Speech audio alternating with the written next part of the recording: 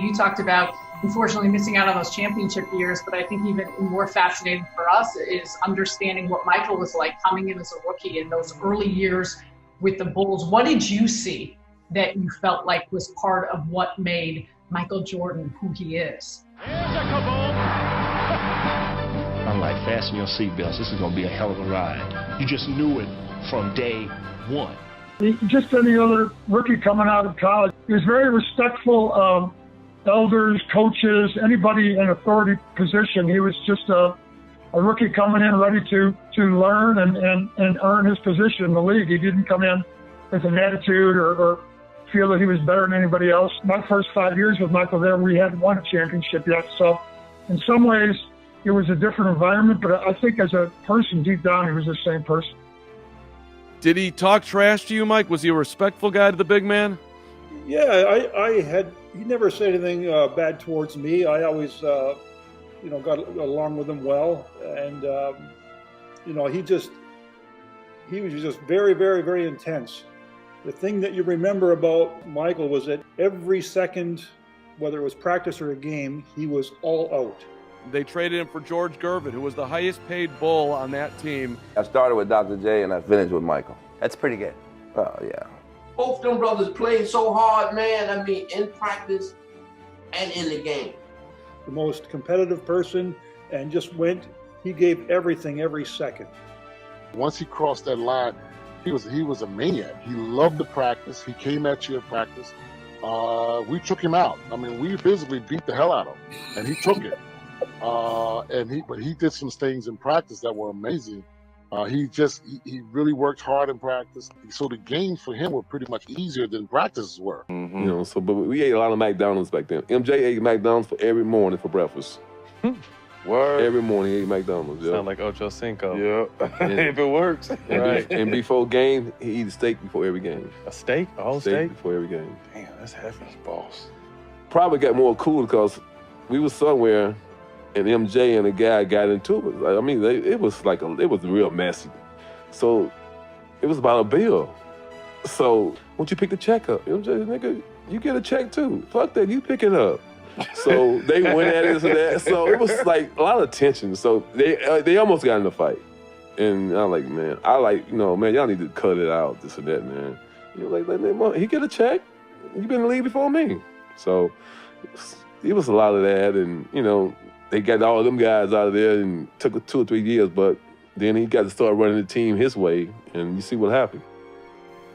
In the early years, Michael had a very difficult time, just an extraordinary talent. He was scoring an awful lot of points. Well, it was pretty obvious that Michael was turned into just a special individual. Yeah. He demands perfection. Probably the toughest thing about working with Michael is he's a workaholic. He never stops. So from the morning until late at night, he's motivated to always be challenged and be the best, and he carries that throughout his whole staff. I mean, I saw the best defenders in the league get shredded. Shredded. This kid here was the greatest. And I'm including Kareem in his heyday. I called Wilt in his tail end. I said, he's the greatest, right? I said, can't you tell from these highlights? I said, can't you just see? He was shredding people like it was nobody's business, right? One time, I can recall me and BJ sitting on the bench, and we're sitting on the end of our chairs, and Michael gets a move, baseline. The defender is here. That's out of bounds. MJ is facing him here. And somehow, he was able to go around, plant here, get here, and go up and dunk the basketball. So for me, some of the stuff that he would do would be almost superhuman from a standpoint that how can you make a pivot when he would turn so sharp, you would see his shoe almost come off. Literally, where he would turn the corner on the baseline and you would see this happen, and the next movement was a powerful thrust and up to dunk on somebody. That's incredible to me. I just don't understand how he did that night after night. And then how intense he was at practice the next day. Was it just Buechler and like Steve Kerr? Was he just beating up the little white boys? Let's be honest. No, he beat up a big white boy, Will Perdue. Got Will Perdue here on the Rich Eisen show. You fought him, right? You had a fight with Jordan in a practice, correct? Yes. I hate to tell the story, but Will and I still good friends. Listen, Will, you got beat up by Michael Jordan. It's cool. What happened? What happened? Typical Phil, running this play. So we kept running this one play where I was setting screens on them. Got pretty good shots, as they say in the day. I was laying some wood. And Will set a legal pick on MJ. MJ said, Will, don't do it again. One time I hit him pretty hard. He bounced up off the floor, and he said, listen, you do that again, I'm going to punch you. He used a little more colorful language. Mm-hmm. So as soon as that happened, Johnny Bach, who was the assistant coach that set up our defensive schemes, immediately yelled, run it again. MJ said, all right. Phil said, run it again. So naturally ran it 2 more times, legal pick. So I thought to myself, hey, man, if I'm going to get punched by this guy, which I still didn't think he was going to do it, I'm going to make sure I get my money's worth. So I made sure it was an illegal screen. I don't think I ever stopped. I just ran right through him, knocked his ass to the ground. He got up and immediately just turned around and hauled off and swung at me. And boom, let him up. It was over. But again, it wasn't like it turned into a debacle. Once I realized what happened, I kind of started to step towards him. Eddie Neely, who was on the team at the time, grabbed me from behind and just kind of said, oh, big boy, that's probably not a good idea. And then the other thing was we just, settled down, continued to practice. It wasn't like they separated practice and, oh, that's it, we're done. You guys got to go in a room and hash it out. We just kept practicing. That stuff happened a lot more than people think. But it was refreshing when we played games on those Bulls teams because of how competitive and how hard we went at it at practice. Will Perdue here on the Rich Eisen show. Did you have to have that environment, you think, in order to win as much as you did? I mean, was it necessary? That type of atmosphere wouldn't work now. And maybe it wouldn't because people are different. Personalities are different. Egos are different. But the one thing I can always say is people are like, oh, he was a tyrant. I never looked at it that way. I thought he was a guy that was trying to motivate his teammates. You had to adapt to his style. MJ had this philosophy, I'm the best. And no one is going to tell me that I'm not the best. And that's having that competitive spirit.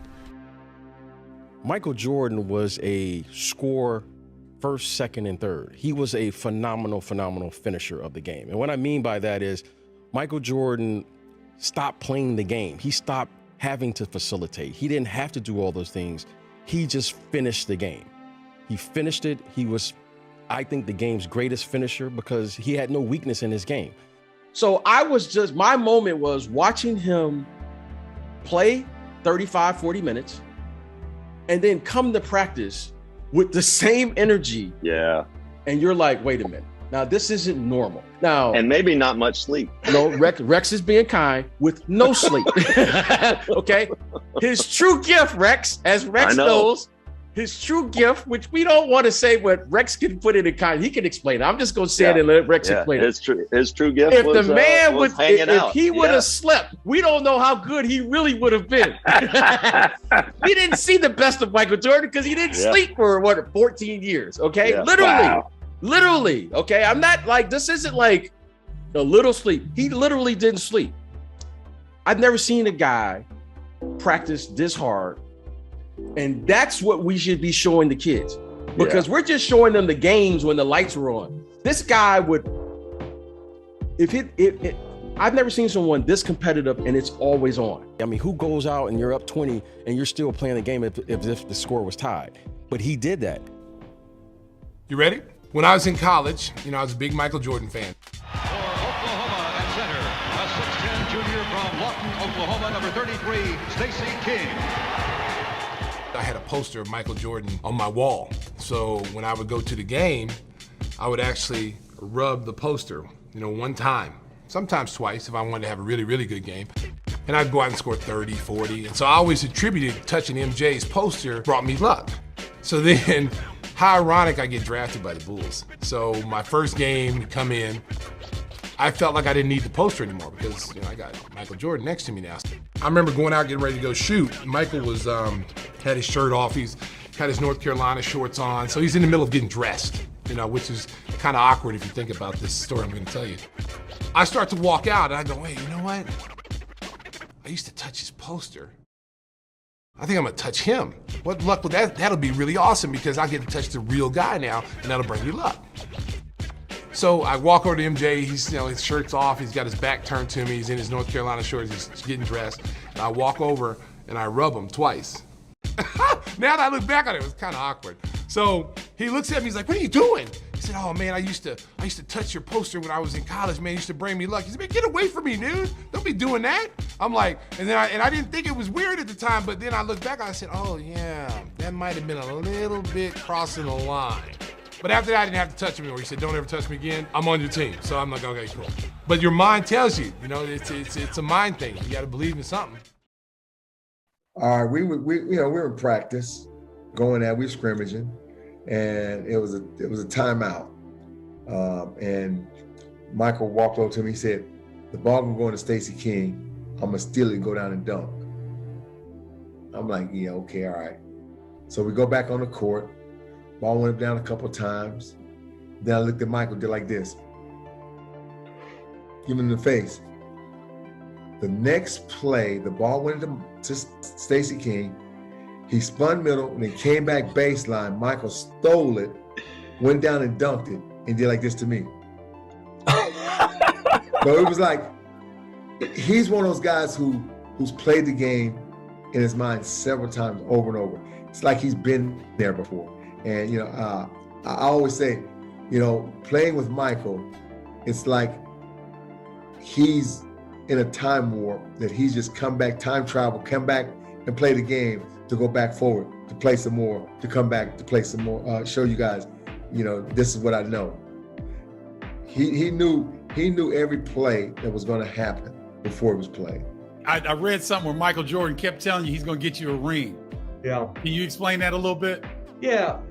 One of our drills in warm-ups of practice was 3-person shooting drill. Everybody does 3-person shooting drill, right? I'm thrown in with Michael and Scotty, right? And these two are going at each other every day. And here I am, so I become a target every now and then. But I could shoot, Stephen. So I could hold my own when the final tally went down at the end of practice. Who made the most, if you will. But I could hold my own. And Michael had a good sense of his teammates, so that's where I was sitting and not playing. But Michael, he put his arm around you and say, hang in there, man, hang in there. I'm going to get you a ring. Because I was the only one on that team. I was the only one in that building that was not a part of a championship team. It's a tough situation, the world champions, and to be traded. And luckily, I got some time early with some injuries, and just try to do the best I can. How do you cope with playing behind Michael Jordan?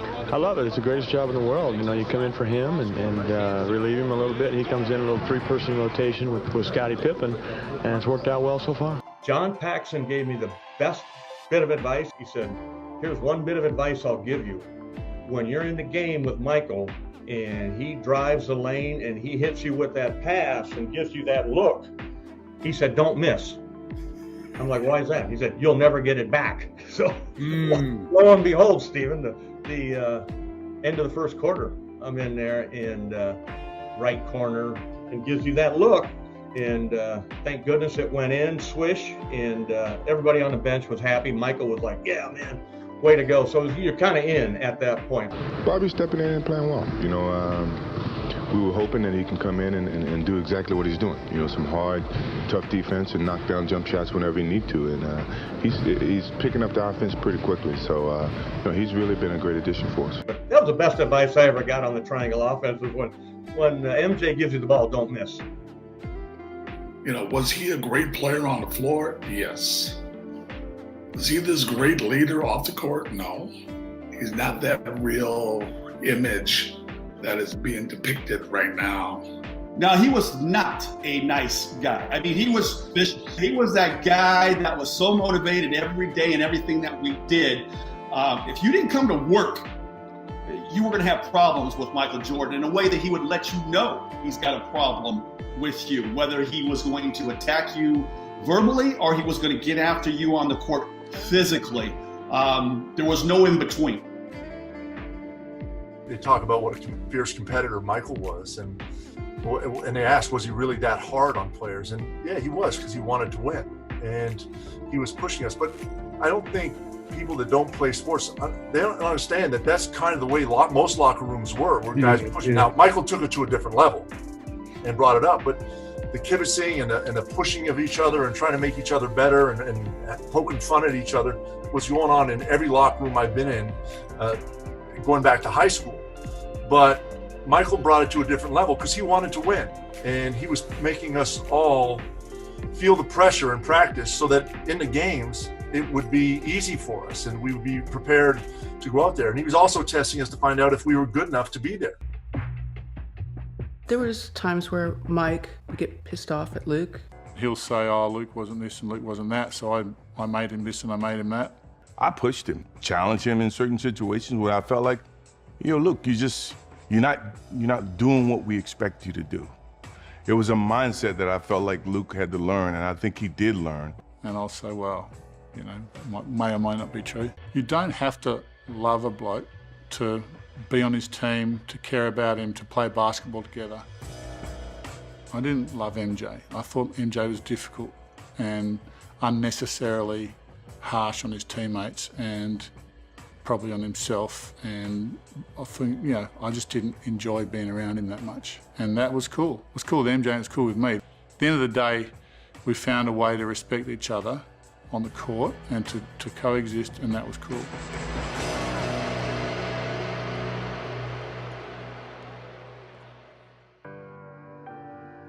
He wasn't the easiest teammate to play with. In fact, he was probably the hardest teammate I've ever played with. But it was really productive because he was able to raise the level of our competitiveness, but also our confidence. Because every practice day almost felt harder than games, because you had to deal with him. Michael was so dominant, not only on the court, but in the locker room, and so everybody felt more a sense of, we're going to win because we have Michael. So there was a comfort level with his confidence and his dominance, his sort of king of the hill mentality. So you went into every game like, yeah, he's on our side. But you went into every practice like, I better not get on his bad side, And so it was an interesting combination. He raised the level of every practice so dramatically. Everything mattered to him. Every shooting drill, like he was so competitive, and we used to scrimmage a lot more back then than we do today. Most practice days we would scrimmage at some point, and those scrimmages were battles. And when I got to the Bulls, that first day of practice, I was like, where do they do this at? A lot of people say, oh, MJ, he's tough on his teammate, he's this. Dude never, ever raised a voice at me, ever. The only thing he did was, Randy, you're not doing your job today. Did that. This dude brought it, man. He, like I said, the kids, people saw what they saw on TNT. They didn't see the 2 hours that he put in practice, dude. This dude practiced, man, which was surprising to me. I don't care what it was. It can be 0-0. The dude he just brought it. Who averages 35 points in the season? Right. This dude, man, and a lot of kids they only saw the finished product. Right. With the tongue out. They never saw what this dude did in practice. Right. This dude practiced. And he went hard. He lived. He practiced. And if you didn't practice, you're gonna hear from him. And I want you to tell me this story that you told me about Michael Jordan, when you and Michael Jordan kind of came to, kind of little differences about your opinion about how the game was played when you played with Chicago with Michael Jordan. Yeah, how the, if you want to call it a confrontation, came about. Phil was alternating players, second team on the first team on the second team. And so we were scrimmaging, we played like 6 games of going to 5 points. And so after the first 2 games, Phil put me with the second unit where I always play with, my boys. we proceeded to kick their butts like 4 straight games. And Michael took offense to it. So I asked him, how did he like that ass whooping we just put on him? And he took offense to it because clearly no one ever manned up to him, challenged him. So he said that if I wasn't careful, he was gonna kick my ass. And I told him, like, I'm not in awe of you. I played with some of the baddest fellas that walking the court. He looking at me like I had slapped his mother. I love that story. Then you went even further, and I think you talked about one of the rookies came over to you and said, man, I can't believe you talked to Michael like that. And with all due respect to he and Scotty and Dennis Rodman, you don't know hanging from the rafter, the guys I just named hanging from the rafter, not to mention I played with some Hall of Famers, and I'm supposed to be in awe of him. I rest my case. I absolutely love that story because people for a while have been talking about, well, Michael Jordan was a bully. Michael was in your face. He challenged his teammates. And as you know, Larry was our leader, but Larry led by example. Michael, he all up in your face talking trash. He might get a short right, Max. What did you do when you wanted to get under Michael's skin? Didn't speak Croatian because he didn't understand it. that was the only way. Well, but we all understood that he is so competitive that he's going to bring anything and everything, and I think we accepted that thing. Do you think that Michael Jordan would be as successful without you? No, but I don't think I would be successful without him. I think we both complemented each other in a lot of different ways, and we kind of competed and pushed each other to be great. Michael was the greatest one-on-one player in the game, and if he played in today's era where the game is more open, with more spacing, Easy. I mean, Easy. his numbers would just go off the roof. And, I played with the guy pretty much his whole career, so I know that the guy goes in the game thinking 50. He was a great scorer, but a lot of things that he did was based on him as an individual. And I think basketball is a team game. He just had that mentality of just had that drive. You. Michael is the greatest player ever. Michael's been injured one time. He never asked to sit out. He never asked for anything, but only he asked for respect and money. If Michael played in this era, he'll average 50. He averaged 50 points. Being 40 years old, playing back-to-backs, he played 82 games. Yeah, 82. But the crazy part about it, he would never sit out of practice. Michael Jordan at 40 practiced every single day. Doug Collins had to, try to kick him off the floor. He wouldn't leave. Like Doug Collins was like, Mike, man, no. Like he wanted to play and practice every single day. He's 40 years old, it's still every day. First one there, always called the Breakfast Club. He always getting his lift in. Yeah, but he wanted to practice every day and play 82 games at 40. When we came in the league, that was a badge of honor to play 82 games. That's what, we talked about that. That's a badge of honor. And this man do it at 40 years old on one leg. Come on, man. Talking about dedication to the game. It don't get no better than that. Michael has never brought me to tears. Did he upset me a lot? Yeah. He's a competitor. That's what I think it's much to do about nothing. So many people want to make up stories about Michael Jordan that he could have been the greatest guy in the world to me. They still would have made up something. Seeing Michael Jordan, someone we all idolize. Everybody did. I don't care what you say. Everybody idolized Michael Jordan. For me, Michael Jordan was a killer. It didn't matter. He wanted to come in and kill you. In my mind, as far as just a straight killer mentality is Michael Jordan. I know that last shot that Jordan had in the playoffs when it won the game and you guys lost to them in the finals. It was kind of controversial. A lot of people thought that he pushed off you, and now here you are, his teammate, trying to help him get one more title. Kind of ironic. Nah, kind of pretty good. Why have somebody that worked their hardest against you? Why not have him with you? Right. Was he integral in bringing you to the Wizards? Yeah. Yeah. He was. It was his decision. Kind of controversial. A lot of people thought you pushed off of him. That was a controversial call from your perspective, but the referees called the right call. So, I mean, yeah, it's good to have those guys. I mean, I believe in his skills, and that's what I went for. I didn't go for the sentimental, value of him. No, I went for his skills, and that's how I viewed it.